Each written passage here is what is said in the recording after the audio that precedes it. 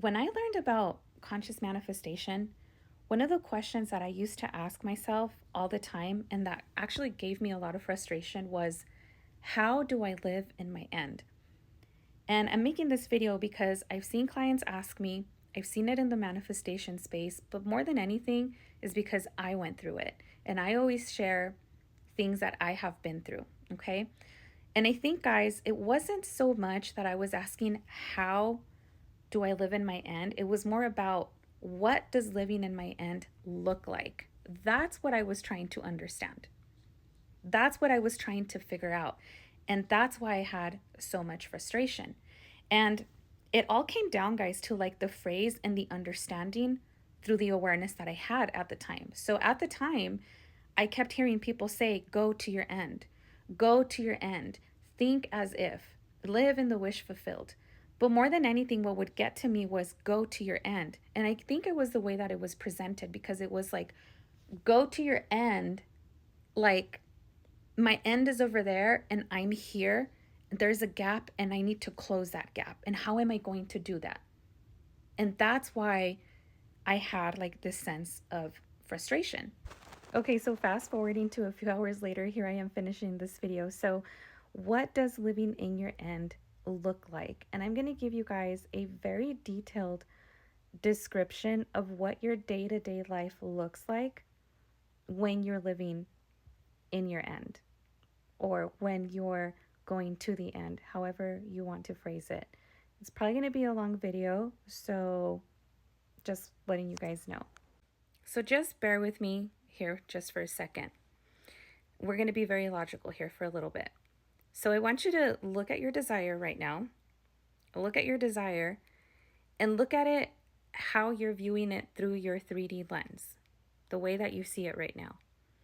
You're probably looking at your desire with all the circumstances, with all the events that have happened, all the people surrounding it, all the hurtful words that have been said, or the actions that either you made or the other person made that weren't great, the hurt feelings. Look at your desire like that. That's how you've been looking at it, right? And now I want you to strip your desire of anything that is compromising it, anything that is keeping it from what is perfection to you. So now we take away the narratives and the people and the circumstances and the painful memories, and you're just left with the ideal. And now, through that ideal, I want you to see yourself through the lens of that perfect desire. That person is a person who feels loved and prioritized and favored and valued and cherished and uplifted and acknowledged, right? You're looking at yourself as a person who always gets what they want from life, because you're life's favorite, you're God's favorite, you're always favored. Things always fall into place for you. You always seem to get what you want. Things always go the way you want them to be. Things happen quickly for you. You feel confident. You know you're the smartest person in the room. You feel like and you know that you're the most attractive person. You know that your SP doesn't have eyes for anybody else but you. Okay? So now you're viewing yourself through the lens of that desire. Okay? This is what it looks like looking at yourself through that lens on a day-to-day basis. So you wake up in the morning, and don't freak out. There's nothing wrong with you. This is totally normal and you're not doing anything wrong. You're going to wake up in the morning, and the first thing that's going to happen is you are going to become aware of the absence of your desire. Yes, you're going to have a bad thought, and that thought usually comes with a buddy, which is a nasty emotion. And the nasty emotion isn't the problem, nor is the thought. It's not the thought of like noticing they're not here, they're not texting, I'm remembering we're in no contact, I'm remembering like all the hurtful things that happened. That's not the problem. Your power lies with what happens next, and that's usually the thought that follows that initial thought, the second thought. So what is it that you're thinking after that? Is it, oh yeah, we don't have it. Yeah, this sucks. Yeah, this is probably not going to happen for us. Oh, do you remember like what a jerk she was? Do you remember like all the hurtful things he said? Are you going to go in that direction, or are you going to view it through the lens of your desire, which is, oh, no. First of all, I acknowledge myself as source, and because I know I'm source, I know that this is just part of the human. The human is just feeling the emotions, but as source, I'm deciding to remember what it is that I already have, what I already said, how I already said it is. And my person loves me, my person adores me. We have the best relationship, we're so compatible. And now you move on with your day. This isn't to say, guys, that the emotional residue isn't going to be there. To me, and this is what I call it emotional residue, because it reminds me of, like, you know, when you're drinking tea and there's like the little residue at the bottom of the cup. That doesn't mean that the cup is full anymore. There isn't any tea present anymore. It's just the residue of when the tea was there. And that's how I view emotions. So even as you're thinking in a different direction, in a favorable direction, that doesn't automatically mean that the emotions will go away. They'll probably still be there, but it doesn't mean anything. You just have to power through and be okay with the discomfort. So then maybe later on, you're brushing your teeth. Now a memory comes up. Oh, do you remember when they told you that they didn't love you, that they weren't interested? Remember when they blocked you? Man, fuck that person. You don't even need them in your life. Why are you even trying to get back with them? Like, what's wrong with you? Blah, blah, blah, blah, blah. And so now you say, like, whoa, hold on. No, that's not my person. My person is loving and loyal and committed to me. And they're like the best person ever. And they have these wonderful qualities and they always show up for me. And then that's how you respond. Now you move on through your day.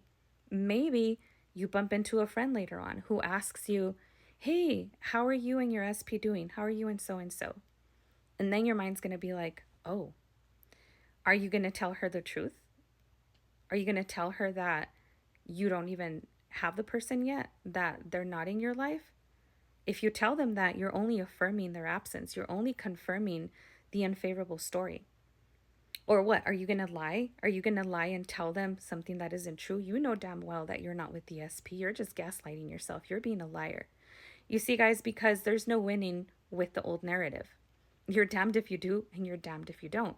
That's why returning to your source is important. So now in that moment, you're like, you know what? I'm source. And I said that life always works out for me. Things fall into place for me. I'm God's favorite. So if life always works out for me, then clearly whatever move I decide to do is the right move. Whatever I decide to say is the right thing to say. So I'm just going to honor whatever personality I have. And in this case, for this example, my personality is I don't have a problem with telling people, like, hey, I don't want to talk about that. And then we move on. Okay? Now, later on, you're watching a TV show or a movie. And the plot of the story, something happens that reminds you of something your SP did to you.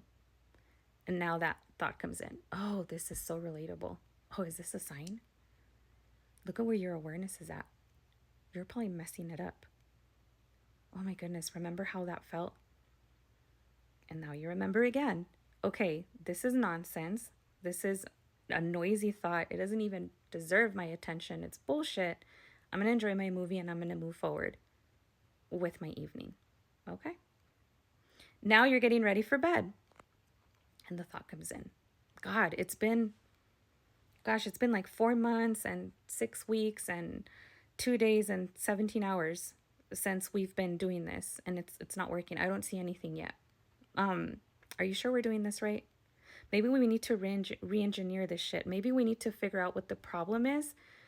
And if we can figure out what the problem is, then we can fix it, and then now we can manifest efficiently and properly how we should. Let me go see another video.